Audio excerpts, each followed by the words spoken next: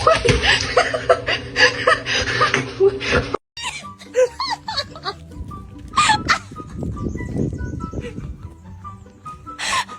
也看不到路了，怎么办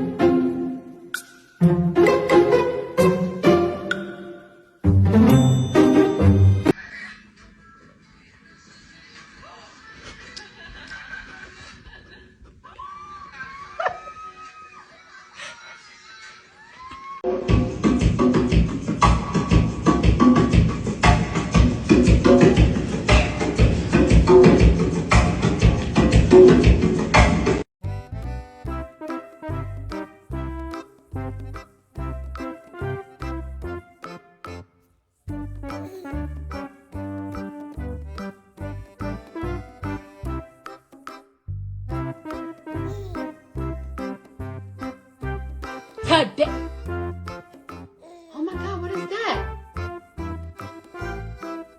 Oh my god! What is that?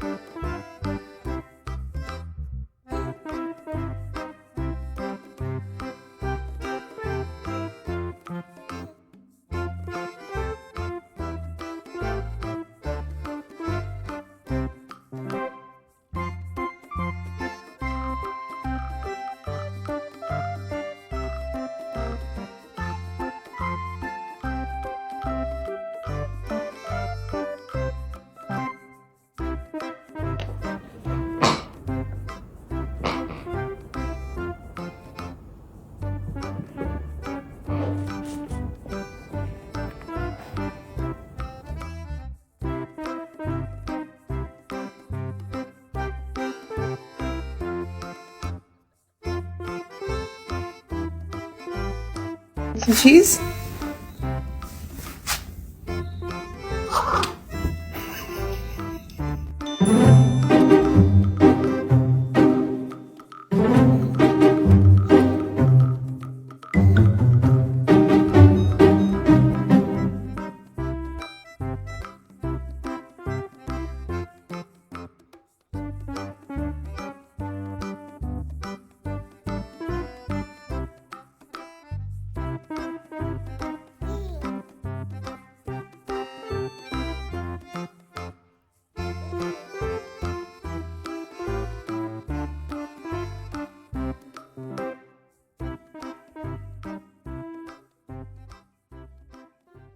Franklin, you're a jerk.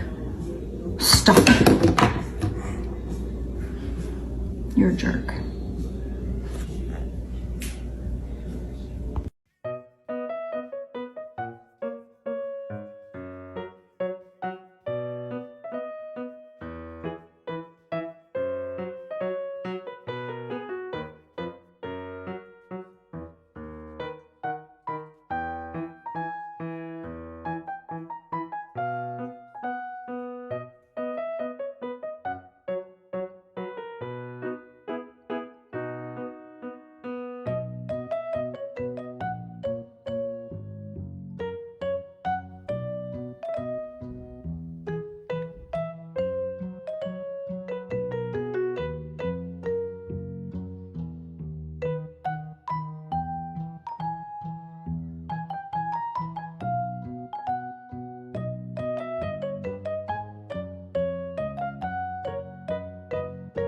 Look at this.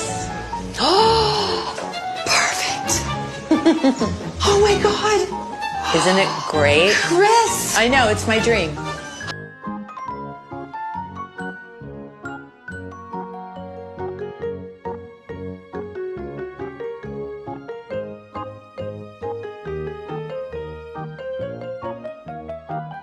Oh,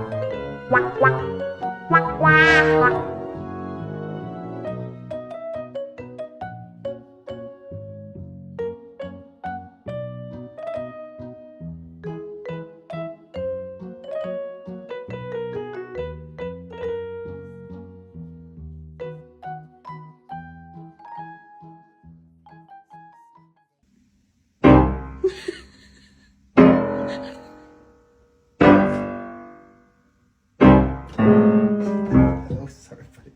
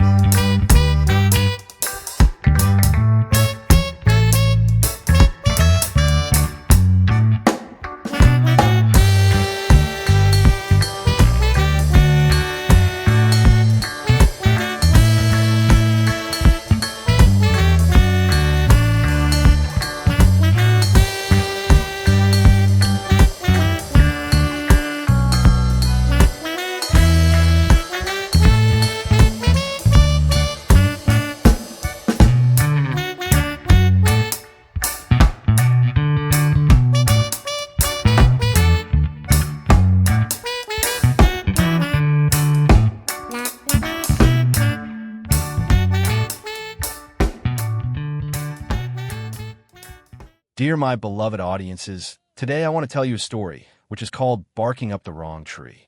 Max was a dog with a mission, to become the first canine mayor of his small town, Pineville. It all started one lazy Saturday morning when Max, a golden retriever with the self-confidence of a politician and the appetite of a vacuum cleaner, overheard his human, Carl, grumbling at the TV. These politicians are all bark and no bite. Carl shouted at the screen. Max, who had no idea what a politician was, but was very familiar with barking and biting, took this personally. I can bark. I can bite. I can be whatever that is, he thought. That afternoon, Max strutted into the local park wearing Carl's old necktie, which he may or may not have stolen from the laundry basket, with a homemade sign around his neck that read, "Vote Max for mayor." He barked at every squirrel, sniffed every tree, and wagged his tail so hard that small children used it as a jump rope. His campaign was off to a glorious start. The townspeople, to Max's delight, were incredibly supportive. Not because they thought a dog could run a town, but because Pineville was a very small town and it had been a slow year. "Finally," said Mrs. Dobbins from the bakery, "something interesting to talk about." Within days, Max had a campaign manager, Carl's 8-year-old niece, Tina, a slogan, "Pause for change," and even a jingle that played on the local radio station. Musical note, who needs a suit when you've got fur? He's got loyalty, woof, and purr. Max the dog, he's not a bore. Vote for Max, he'll clean the floor. Musical note. The last line was added after Max accidentally knocked over a bucket of mop water at the town hall and licked the floor clean. It was weirdly impressive. Max's main rival was Harold P. Grumbleton, the current mayor and a man who hated dogs, children, fun, and gluten. This is an outrage. Harold barked at the town council, ironically. A dog can't run for office. But according to Pineville's outdated laws, written in 1893 by a man named Chester Wiggins who once tried to marry a turnip, there was no rule that said a dog couldn't run for mayor. In fact, the only requirement was that the candidate must be a resident of Pineville and house-trained. Max technically met both. Soon, Max's campaign was everywhere. Lawn signs, T-shirts, chew toys, and even a bark button voters could press to hear his official campaign woof. Things were going great until the debate. The mayoral debate was held at the Pineville Town Hall and moderated by a very confused local librarian named Janet, who had originally been told she was hosting a poetry slam. Harold P. Grumbleton opened the debate with a long, boring speech about taxes, zoning permits, and something called fiscal responsibility. Half the audience fell asleep. One guy drooled. Then it was Max's turn. Tina wheeled him up to the podium in a wagon, placed a microphone near his snout, and gave him a biscuit for courage. Max looked out at the crowd. He sniffed the microphone. He sneezed on the microphone. Then he saw something behind the audience. A squirrel. Chaos ensued. Max launched off the podium like a furry rocket, bounded over chairs, knocked over Mrs. Dobbins, chased the squirrel up the curtain, and accidentally pulled the fire alarm. The entire town hall was evacuated. Harold P. Grumbleton tripped on a shoelace and fell into a decorative fountain. It was the best political event Pineville had seen in decades. Oddly enough, Max's popularity soared. People said he brought energy and spontaneity to politics. Someone even made a meme of Max mid-jump with a caption, "When you see injustice, chase it." Election day came, and the results were tighter than anyone expected. The final count was Harold P. Grumbleton, 438 votes. Max the dog, 437 votes. A mysterious write-in candidate named Turnip Wiggins, 3 votes. Max had lost. Tina cried. Carl sighed in relief. He wasn't ready to have a mayor living in his house. And Max found an old tennis ball under the stage and was perfectly content. But then something strange happened. The next morning, Harold P. Grumbleton held a press conference. He stood at the podium, his hair still damp from the fountain, his pride still wounded. After careful reflection, he said, "I've decided to resign as mayor and pursue my dream of competitive birdwatching. I believe the town deserves a leader who can truly chase squirrels." The crowd gasped. A pigeon cooed. "And so," Harold concluded, "I hereby name Max as my successor. May his tail wag forever in service of Pineville." The crowd erupted into cheers. Max barked triumphantly. Carl fainted. And so, Max the Golden Retriever became the first dog mayor of Pineville. His first official act?